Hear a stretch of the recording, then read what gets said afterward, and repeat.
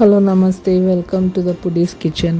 ఈరోజు recipe beetroot వేంపుడు లేకపోతే beetroot తాలింపు.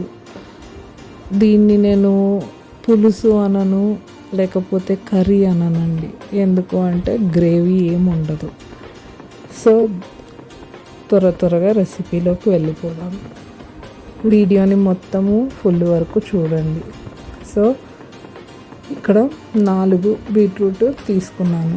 ఆ బీట్రూట్ని నీట్గా తోలు తీసేసి వాటిని ఇలా నీట్గా తురిమేసుకున్నాను. ఆ 4ని తురిమేసుకున్నాను. మామూలుగా ఎందుకు తురుముకోవాలి అని అంటే దాన్ని కట్ చేసుకొని చేసుకోవచ్చు కదా. అంటే కట్ చేసుకొని చేసినప్పుడు ఎక్కువ టైం పడుతుంది అన్నమాట. అంటే దాన్ని కుక్కర్లో ఉడికేసుకున్నాక ఆ నీళ్లు తీసేస్తే దాంట్లో ఉన్న గుణాలన్నీ పోతాయి అనేసి, దానిలో ఉన్న న్యూట్రియంట్స్ అన్నీ పోతాయి అనేసి అలా ఆ వాటర్ని వేస్ట్ చేయడం ఇష్టం లేక ఇలాగా గ్రేట్ చేశాను, అంటే తురిమేశాను. ఈ 4 బీట్రూట్స్ను తురిమేశాను, తోలు తీసి తురిమేశాను. దానికి తాలింపుకు కావాల్సిన ఇంగ్రీడియంట్స్: ఉల్లిగడ్డలు చిన్న చిన్న ముక్కలుగా కోసేసుకున్నాను, ఎండుమిర్చి, కరివేపాకు, జీలకర్ర, ఆవాలు, శనగపప్పు, మినప్పప్పు కూడా వేసుకోవచ్చు. దాంతోపాటు పల్లీలు. ఆయిల్ పోసి కడాయిలో అది వేడెక్కేంత వరకు వెయిట్ చేసి అది ఎలా వేడెక్కింది తెలుస్తుందా అని అంటే చేతులు పెట్టలేం కదా కాలుతున్న నూనెలో. సో మామూలుగా నీళ్ళు వేడెక్కాయంటే చేయి పెట్టి చూసి ఆ వేడెక్కిన టెంపరేచర్, వాటర్ టెంపరేచర్ తెలుస్తుంది. ఆయిల్ టెంపరేచర్ ఎలా తెలుస్తుంది? సో ఆయిల్ వేడెక్కిందా లేదా అని చూడటానికి, టెస్ట్ చేయడానికి ఒక ఉల్లిగడ్డ పీస్ అలా వేసాను, కట్ చేసిన ఉల్లిగడ్డను. అది వేడెక్కింది అని అర్థమయ్యాక ఉల్లిగడ్డలు వేసేసాను. ఉల్లిగడ్డలు వేసి ఎండుమిర్చి సగానికి విరగ్గొడుతూ కట్ చేసుకోవచ్చు కూడా. ఎండుమిరపకాయలని కట్ చేసి కూడా వేసుకోవచ్చు. కట్ వేసుకొని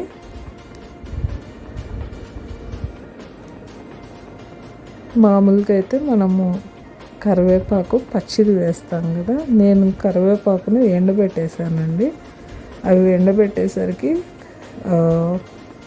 క్రిస్పీగా, క్రంచీగా తయారయ్యాయి. అంటే ఇలా చేత్తో అంటేనే పొడి అయిపోయేటట్టుగా రెడీ అయింది. సో మామూలుగా అయితే కరివేపాకు పౌడర్ కొట్టి పెడదామని అనుకొని అలా చేశాను.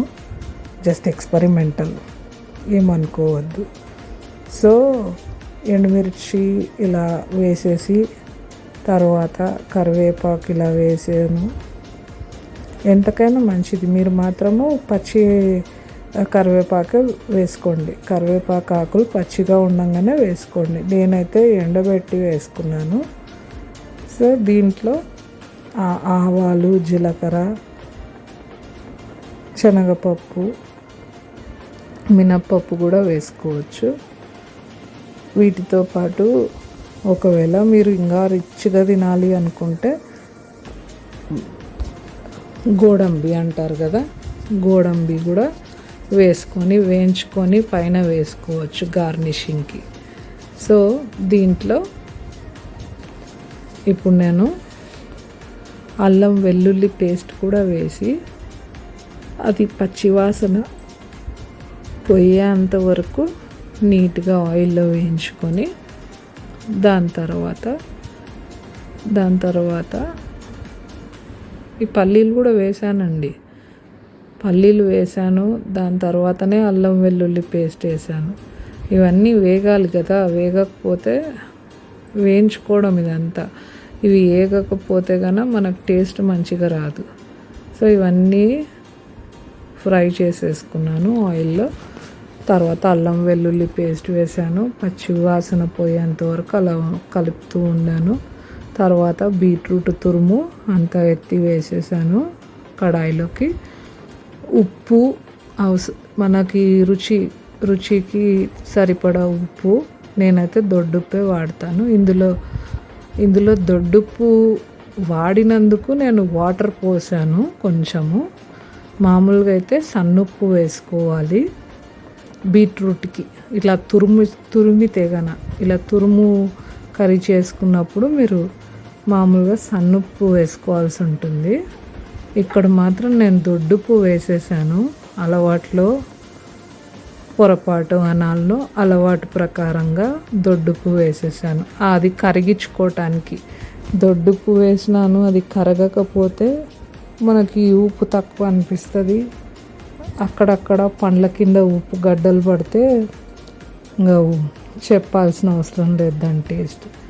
సో ఇలా తురిమి పెట్టుకున్నంత అలా వేసాను కదా, దాంట్లో ఉప్పు వేసాను కదా, ఉప్పు వేసినాక కొంచెం వాటర్ పోసానండి. ఉప్పు, కారం, పసుపు, ధనియాల పొడి, వీలైతే గరం మసాలా అన్నీ వేసుకొని కలిపేసి కొంచెం వాటర్, ఏ గిన్నెలో అయితే తురిమి పెట్టానో ఆ గిన్నెలోనే కొంచెం వాటర్ తీసుకున్నాను. ఆ గిన్నెకి అంటుకొని ఉన్నదంతా వచ్చి కర్రీలో పడేటట్టుగా వాటర్ పోసి నీట్గా అనుకున్నాను. చూస్తున్నారు కదా, ఉప్పు వేసేసి కలిపాను ఆల్రెడీ. కారము నా కొలతల ప్రకారం, మీ ఇంట్లో వాళ్ళు ఎలా తింటారో మీకు తెలిసి ఉంటుంది. కారము దాన్ని బట్టే కారం వేసుకోండి. ధనియాల పొడి, నేను చేసుకునే ధనియాల పొడిలో జీలకర్ర పొడి కూడా ఉంటుంది, మెంతుల పొడి కూడా ఉంటుంది. సో అది దాని రేషియో వేరుగా ఉంటుందండి. సో ఎక్కువగా ధనియాలు వేసుకొని సుమారుగా 3 స్పూన్స్ ధనియాలు అంటే 1 స్పూన్ జీలకర్ర, 1 స్పూన్ మెంతులు ఉండేలాగా రోస్ట్ చేసుకొని దాన్ని తర్వాత చల్లార్చి నేను పొడి కొట్టుకుంటాను. సో సపరేట్గా జీలకర్ర పొడి అని నేను చెప్పాల్సిన అవసరం లేకుండా జీలకర్ర ఆల్రెడీ నా ధనియాల పొడి మసాలాలో ఉంది. సో చూస్తున్నట్టుగా బీట్రూట్ వాటర్ పోసి ఇంకా మగ్గిచ్చేసాను అనమాట. స్టవ్ మీడియం ఫ్లేమ్ మీద పెట్టి అడుగంటకుండా అప్పుడప్పుడు కలుపుతూ నీట్గా ఈ విధంగా చేసుకున్నానండి. ఇది మగ్గినప్పుడు మనకు మంచి కలర్ వస్తుంది. బీట్రూట్ ఐరన్ డెఫిషియన్సీ ఉన్న వాళ్ళకి కానీ ఐరన్ మనకి బీట్రూట్లో బాగా దొరుకుతుంది. న్యూట్రియంట్స్ బాగా దొరుకుతాయి. Plus vitamin A, B and C, ఇవి 3 కూడా మనకి ఇందులో దొరుకుతాయి. సో బీట్రూట్ మన బ్లడ్ ఇంప్రూవ్మెంట్కి కూడా పనికొస్తుంది. సో ఇవన్నీ మనకు బెనిఫిట్స్ ఉన్నాయండి. చూస్తున్నారు కదా ఎలా ఉడికిపోయిందో.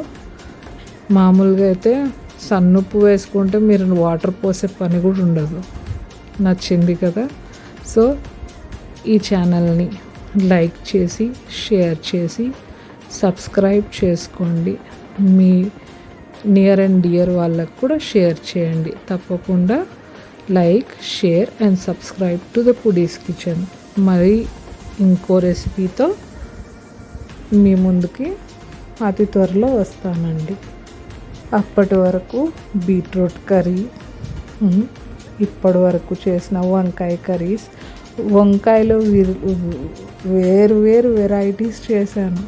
మీరు చూస్తారు అని